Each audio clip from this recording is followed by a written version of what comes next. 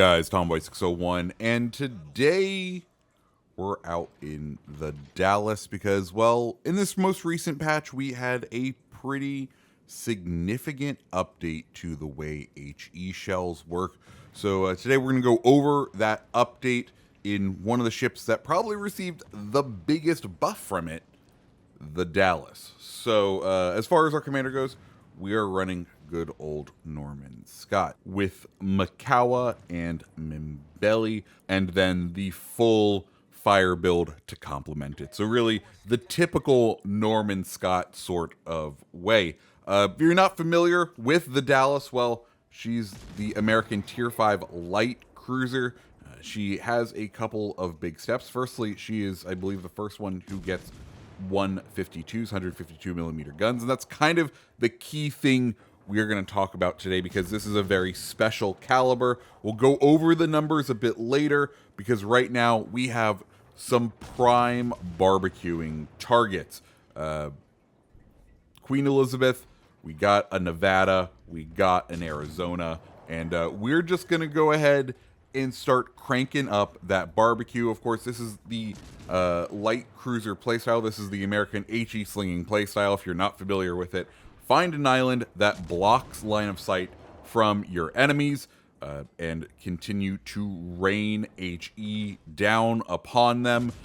Previously, before this change, you would only really do damage in that superstructure and with your fires. Now you are going to pen pretty much everywhere on the hull, and you're going to rack up the damage, and that's why we're out here in the Dallas. We wanted to experience it, and we wanted to see what happens when we get so lucky as to have a full match of battleships who are more than happy to keep pushing into the reigning HE spam, and we will absolutely take it as we are just ticking up damage on that poor Queen Elizabeth. We're going to try out the AP there.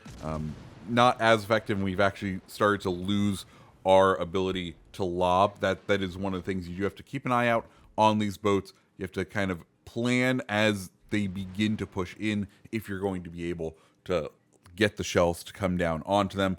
But overall, Dallas, fantastic fun. I don't know if it really needed this buff, because really this HE change, I feel like Dallas is one of the main beneficiaries. You could say that, you know, currently at tier 5, the battleships are a much stronger class, and therefore the giving light cruisers the ability to pen with 152 is an excellent buff to them. But then I would say, well, it really was only the Dallas, because the other 152 at the tier is going to be Nuremberg, and that means it's German, which means it gets quarter HE pen, and then we can go ahead and talk about what's what there. But anyways, we are going to go ahead and turn our attention to this Arizona now. We were kind of securely blocked off from the enemy, from the two guys who are on our side who are pushing in, and we do have that destroyer out there. Well, we did have that destroyer out there. We're going to try to get this island that the Arizona is starting to kind of push into to try to block the line of sight. Like I said, that's kind of the key thing with the Dallas, is being able to try to block those lines of sight. We do also kind of have to be cautious of aircraft, not because they could drop us. Dallas is going to be a very good AA ship, but instead we do need to worry about being able to be spotted like we are now, because that can lead us to end up being a little bit hurt in some ways, because we can get spotted and we can get shells tossed in at us. So with all that said, let's go ahead and start going over those HE changes. Now, the way HE damage is calculated in World of Warships is a bit special. It follows what's called the 1/6 rule. So what that means is, in order to determine if HE would penetrate on a target, you would take the caliber of the gun firing the HE shell, in this case 152 millimeters, and you would multiply it by 1/6. Now, if your calculator doesn't support multiplying by a fraction, and you just want to toss it into your computer real quick, you would multiply it by 0.16666.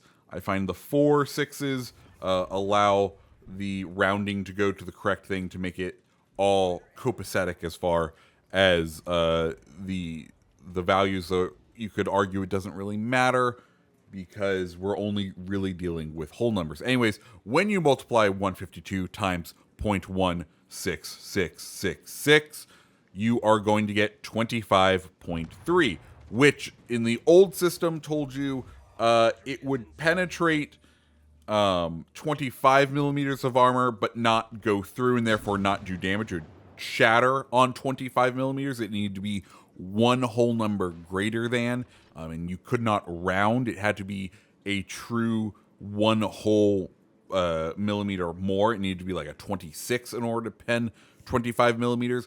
Now, that first whole number is in fact the amount of armor that you are going to penetrate. So in this case, you are going to penetrate 25 millimeters of armor. And this is a big change, right?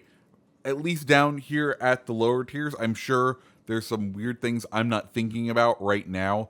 But 25 millimeters is a very, very important number.